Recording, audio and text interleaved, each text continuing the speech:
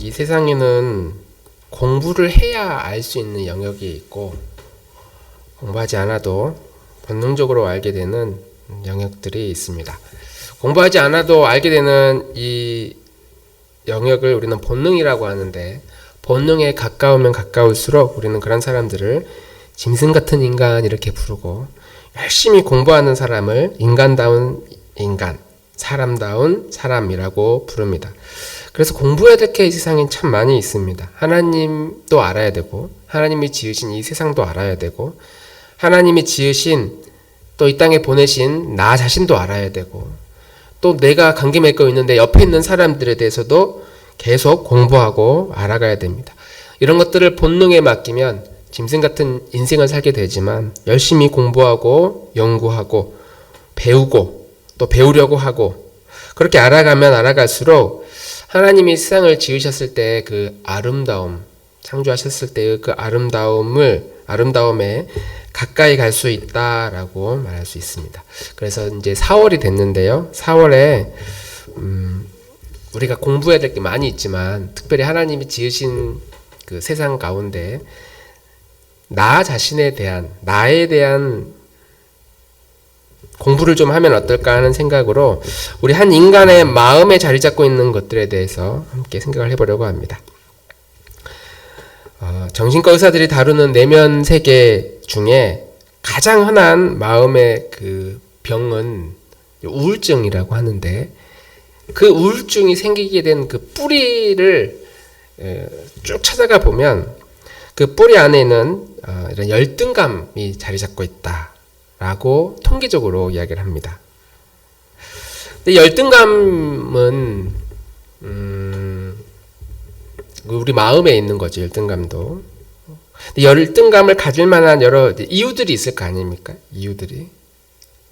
비교했을 때 나는 뭐 키가 작아, 아니면 뭐 뚱뚱해, 못생겼어, 뭐 집이 가난해, 아니 공부를 못해, 학벌이 아주 안 좋아, 지방대, 심지어 나는 엄마 아빠가 어릴 때 없는 고아로 자랐고, 또 어떤 사람은 큰 상처가, 그 마음에 어떤 트라우마가 있는 사람들, 그리고 그런 이유들이 나를 불행하게 했고, 이런 불행들이 쌓이고 쌓여서 나도 모르는 내 안에 어떤 열등감들이 생기게 되었다 라고 우리는 말합니다. 그러니까 열등감을 만드는 여러 환경들이 있었다라고 하는 거죠. 그런데 이 마음에 대한 오랫동안 연구한 그 학자들은 이런 열등감이 우리가 가지고 있는 외적인 조건은 맞긴 맞는데, 그 열등감이 자체가 문제가 아니라 그 환경을 바라보는 관점이 병들어 있기 때문에, 우리가 열등할 수밖에 없는 환경들이 다 있는데 그것을 바라보는 관점이 병들어 있기 때문에, 혹은 병들었기 때문에 그것이 문제다. 관점의 문제지 환경의 문제는 아니다. 이렇게 이야기를 합니다. 비율적으로 부정적인 환경에서 자라면 당연히 열등감도 많을 수밖에 없지만, 그런데 똑같은 환경 가운데, 예를 들면 똑같은 불행한 환경인데도 삶이 다르잖아요. 태도가 다 다르잖아요. 똑같이 고졸인데 어떤 사람은 고졸인 거를 평생 부끄러워하거나 감추는 사람이 있는 반면에, 어떤 사람은 그 고졸인 것을 학력을 부끄럽게 생각하지 않아. 어떤 사람은 고아로 자라서 그것이 큰 트라우마가 있는데 부모 없이, 어떤 사람은 고아로 자랐는데도 밝고 건강하게 잘 자라는 사람도 있더라라고 하는 것이죠. 아주 오래된 영화 중에 하나인데, 더 리더라는 그 책 읽어주는 남자라는 그 영화가 있습니다. 그게 19세여가지고 저도 뭐 잘 모르는 영화인데, 그 어떤 30대 여인이 독일의 그 나치의 부역자 생활을 했습니다. 그리고 나치 전쟁이 끝나고 이제 막 전범들 다 처리하고 났는데, 한 10여 년 후에 이렇게 발각이 됐어요. 그 여자가 또 그 몇몇의 여성들 어떤 문건을 통해서 유대인들을 학살하는 데 도움을 주었다라고 해서 고소가 되고 기소가 되고 재판을 열게 됐어요. 그런데 이제 다른 여인들은 그 이름에 이제 들통난 그 이름의 그 여인들은 다 자기는 아니라고 이야기를 하는데, 안 했다고 이야기하는데, 유독 이 주인공 30대 이제 나이가 먹었겠죠. 한 4, 50대인 이 여인은 거기에 대해서 이렇게 망설이는 거예요. 그래서 이제 자기 아니다 이렇게 부인을 해야 되는데 부인하지 않고 그냥 계속 다른 이야기를, 엉뚱한 이야기를 막 이렇게 늘어놓는 겁니다. 오히려 어떤 말은 막 불리한 이야기를 막 하는 거예요. 자기가 어쩔 수 없이 이 일을 할 수밖에 없었다. 직업이 그랬기 때문에 그러면 당신 같으면 뭐 어떻게 했겠느냐 이런 식으로 막 변명을 하는 겁니다. 그러다가 어떤 유대인들을 어떻게 학살했는지를 기록한 그 세부 문건이 이제 나와가지고 이거 누가 작성했느냐, 이제 하나같이 다 다른 여인들이 저 여자가 했다고. 그래서 이 여자가 자기 안 했다고 말을 해야 되는데 나도 자기가 했다라고 이야기를 합니다. 그리고 나서 이 여인은 무기징역을 선고받게 되고 약 20년 정도 살다가 이제 가석방이 돼서 출소를 하게 돼요. 할머니가 돼서 나왔겠죠. 근데 영화 이제 맨 마지막에 그 큰 반전이 뭐였냐면 이 여성은 글자를 몰라요. 문맹이었어요. 그래서 그녀가 가지고 있었던 모든 직업은 글씨 쓰는 일이 아니었어요. 다 그냥 기술적인 일, 기능적인 일. 그래서 그 수용소의 간수 역할을 했는데 간수였고 그 아이들이나 그 유대인들을 데려다가 이제 뽑아가지고 사형장으로 보내는 일을 그 여자가 이 주인공이 이제 한 거죠. 그리고 나서 그 유대인들에게 항상 무엇을 부탁을 했냐면 나에게 책을 읽어달라고. 그러면서 열심히 책을 읽어줘요. 그럼 그 책을 듣는 것으로 그렇게 좋아하고 기뻐하고 새로운 세계니까 자기는 글을 못 읽으니까 그렇게 하다가 이제 때가 되면은 그렇게 사형장에 보내고. 그래서 이 여자는 책을 누가 읽어주는 걸 이렇게 좋아하는구나라고 생각했는데 영화 말미에 여자는 글을 몰랐어요. 그런데 그 문제는 그게 문제가 아니고 글을 모른다는 사실을 누군가에게 발각되지 않기 위해, 들키지 않기 위해 평생을 감추며 살았던 거예요. 심지어 이 문건 누가 작성했느냐 할 때 저는 사실 글씨를 알지 못합니다. 글을 모릅니다. 그렇게 말하면 그게 참작이 돼서 형을 덜 살 텐데도 그게 드러나는 것이 두려워서 맞습니다. 이거 제가 썼습니다. 라고 글씨를 모름에도 불구하고 자기가 그걸 발각되지 않기 위해 인정하고 그렇게 감옥에 이제 들어가서 평생을 살다가 나온 것이죠.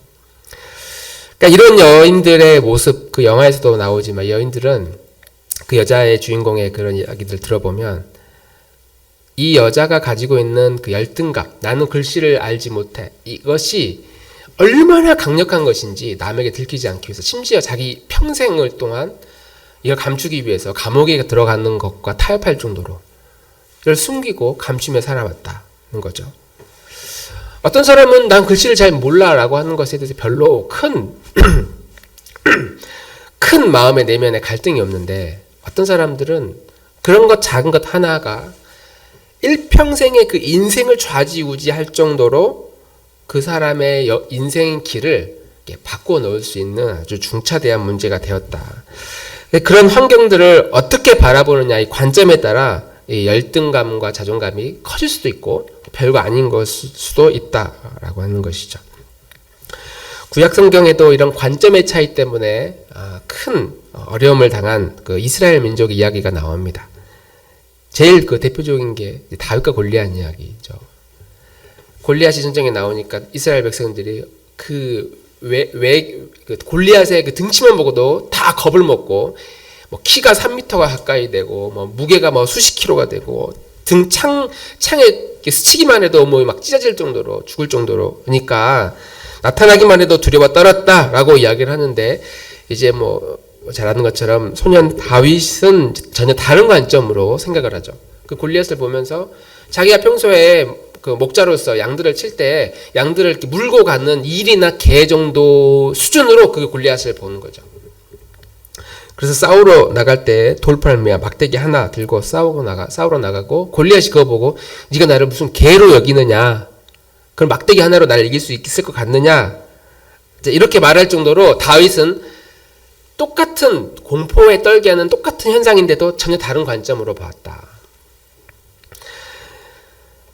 그래서 어떤 관점을 가지고 있느냐, 그것이 이 다윗이 승리하게 된 결정적인 이유였다. 그래서 이 관점의 문제를 바꾸지 않는 한 우리 모든 인류가 가지고 있는 열등할 수밖에 없는 우리 각자 개개인의 환경들, 남과 다른 우리 각자 가지고 있는 그런 환경들, 그걸 내가 의식하든지 아니면 의식하지 않든지, 혹은 내가 젊든지 혹은 내가 나이가 많든지 할아버지가 되든지, 이것을 어떻게 바라보느냐에 따라 우리 인생의 행복과 불행의 문제는 평생 따라올 것이다. 어떤 것들은 그런 불행한 환경들이 우리를 괴롭히기도 할 것이고, 가끔은 그런 불행 때문에 뭔가 도움을 얻는 그런 인생의 시기도 있을 겁니다. 그러나 결국 우리 서두에 말씀드린 것처럼 이 열등감에 대한 이 관점의 영역은 열심히 공부를 해야만이 얻게 되는 영역이기 때문에 그냥 가만히 내버려 두면 우리의 인생은 아주 쉽게 엉망진창이 되고 우리의 마음은 점점 병들어가고 충분히 불행한 인생을 살고도 남는, 불행한 인생을 그냥 어느 시점까지 사는 것이 아니라 할머니, 할아버지, 심지어 죽기 직전까지 고통스러운 인생을 살게 된다. 거꾸로 이야기하면 우리 마음에 자리 잡고 있는 이 관점의 문제를 계속 공부하고 배우고 연구하고 알게 되면 우리는 하나님이 이 세상을 지으셨을 때 그 창조의 목적에 맞게,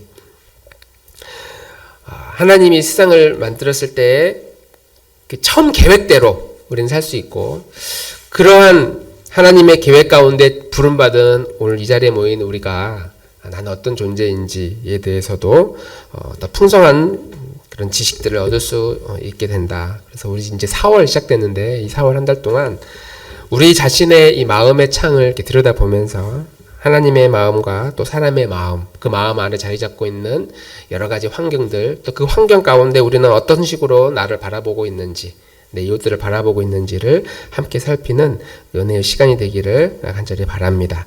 오늘 읽은 시편 27편의 말씀은 이 내용만 봐도 다윗이 지금 어떤 상황에 처해 있는지를 잘 알 수 있죠.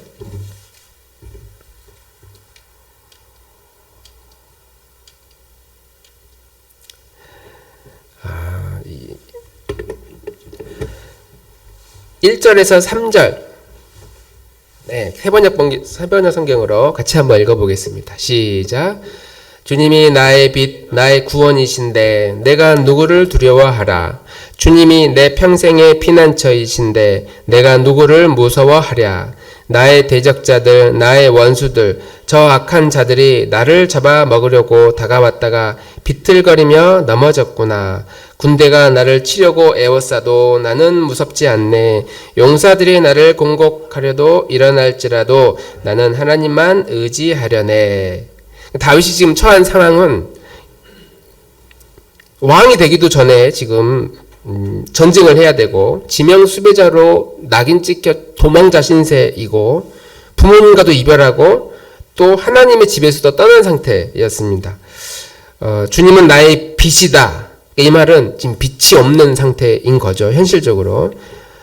주님이 나의 구원이시다. 구원해 줄 만한 사람이 없는 거야. 주님을 지금 타겟으로 잡고 있으니까. 사람 중에 나를 구원해 줄 사람은 없다. 내가 누구를 두려워하랴. 다 두려움의 대상인 거예요. 다 두려움의 대상. 주님이 내 생명의 피난처이시다. 지금 피할 곳이 없는 상태고. 나의 이절 나의 대적자, 나의 원수, 저 악한 자들이 지금 나를 잡아버리고 주변에 믿을 만한 사람이 없어서 원수들만 아주 득실득실거린다. 이게 다윗의 현실입니다. 군대가 나를 치려고 애워싸고 점점 포위망이 좁혀오고 한밤중이라도 쳐들어올 것 같고 막 매복했다가 갑자기 덮칠 것 같고 자고 있는데 갑자기 체포당해서 끌려갈 것 같은, 누가 봐도 지금 다윗의 이 현실은 불행하고 우울증에 빠질 수밖에 없는, 낮은 자존감 가운데 떨어질 수밖에 없는 환경이다. 다윗에게 유일한 친구가 있었으니 요나단인데 그 요나단은 왕의 아들이죠. 자기 친구는 엄친아여가지고 아치나라고 해야 되나? 그 친구는 왕의 아들로서 떵떵거리며 사는데 나는 이렇게 비참하게 도망 다니는 그런 신세로 살아야 되고, 그러니까 이런 거를 계속 생각하면은 아마 어디 가서 낭떠러지에 떨어져서 아마 그냥 목숨을 끊지 않았을까. 근데 다윗이 골리앗과 싸웠을 때도 마찬가지였지만 다른 관점을 굳게 붙들고 있었잖아요. 그러니까 다윗이 묵상하는 것이, 다윗이 붙들고 있는 것은 그가 어릴 때 알게 되었던 배운 그 하나님에 대한 지식, 그 지식을 굳게 붙들었던 거예요. 내 주변에 나는 지금 캄캄한 어두움 가운데 있는데 주님이 내 인생에 비친 것을 나는 알고 있다. 그분이, 주님이 나를 구원해 주실 것이고 내 생명을 지켜줄 것이라는 이 관점을 계속 붙들고 있었어요. 이게 다윗이 씨름하고 싸웠던 것이죠. 그러니까 어려운 상황을 계속 회고하고 그 기억하고 그것이 나를 사로잡을까봐 묵상, 그것이 아니라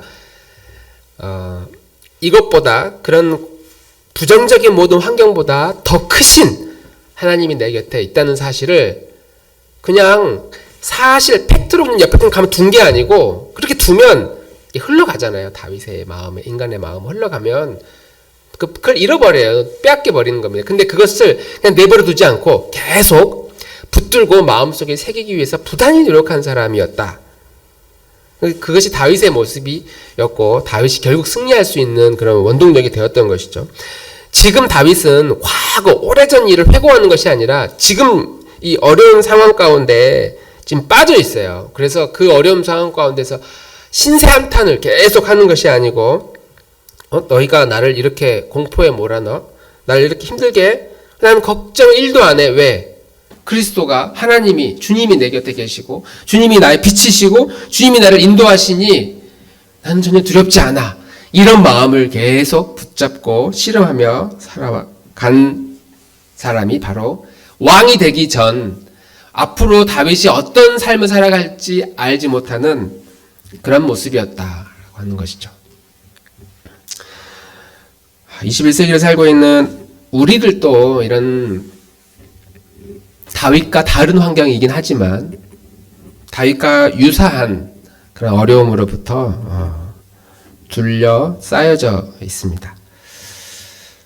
경제적인 포유망들이 점점 우리를 압박해 오고 있고, 또 인간관계의 여러 가지 불안함들이 우리를 고통스럽게 합니다. 우리 아이들이 조금이라도 뒤처질까봐 부모의 마음은 늘 전전긍긍이고, 그 아이가 청소년이 되면 청소년이 가지고 있는 스트레스와 정신건강, 끔찍할 정도로 고통스러워하는 아이들이 있습니다.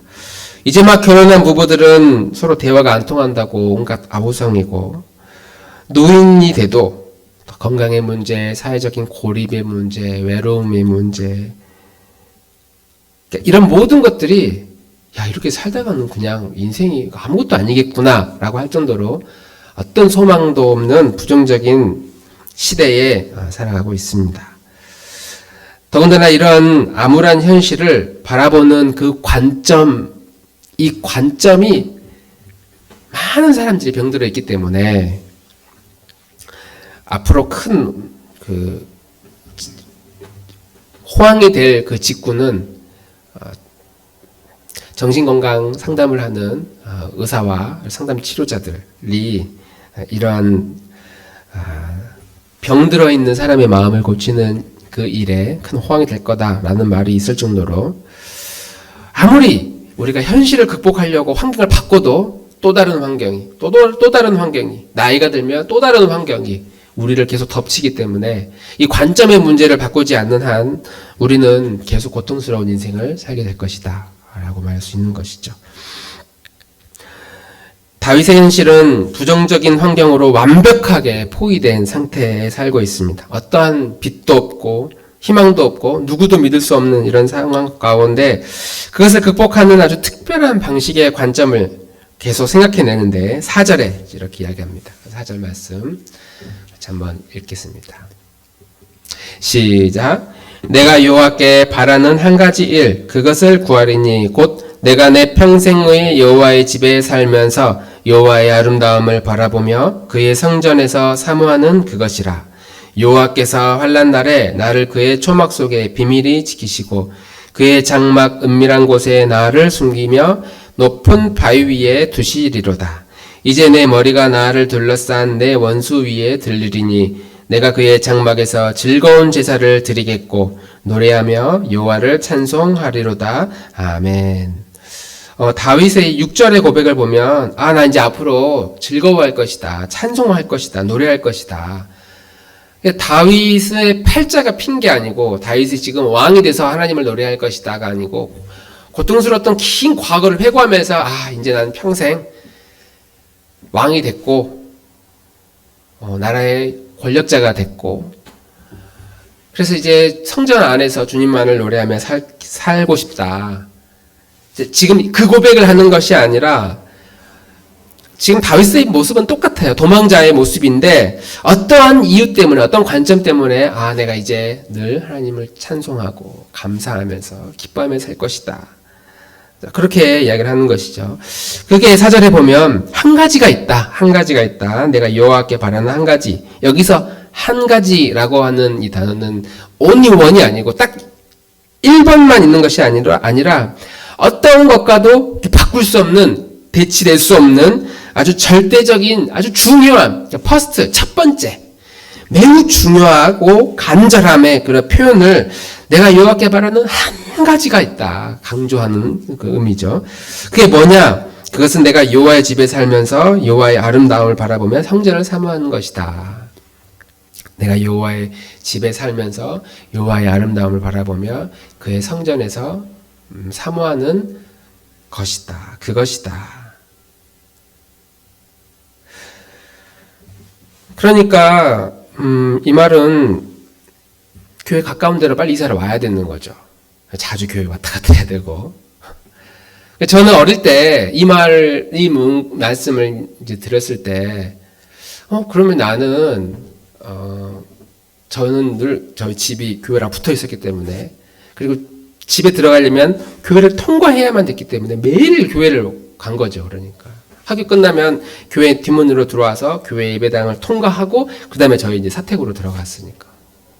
나는 그러면 하나님의 집에 매일매일 들락달락거리니까 조금 떨어져서 산 사람들에 비하면 나는 더 하나님과 가까운 사람인가? 이런 생각을 사춘기 때 했던 기억이 있습니다. 근데 이거는 이제 교회를 자주 가겠다, 성전 그런 의미가 아니고 성경에서 나오는 여호와의 집, 하나님의 성전, 그것이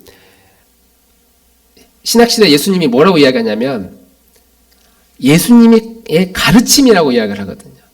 하나님의 말씀이라고 이야기하고 하나님의 진리라고 이야기를 합니다. 예수님의 제자들을 모아놓고 너희가 내 안에 거하고 내 말이 너희 안에 거하면 무엇이든지 구해라. 다 이루어질 것이다. 너희가 내 안에 거하고 내 말이 너희 안에 거하면, 이게 포도나무 비유하면서 요한복음 15장에 하신 말씀이거든요.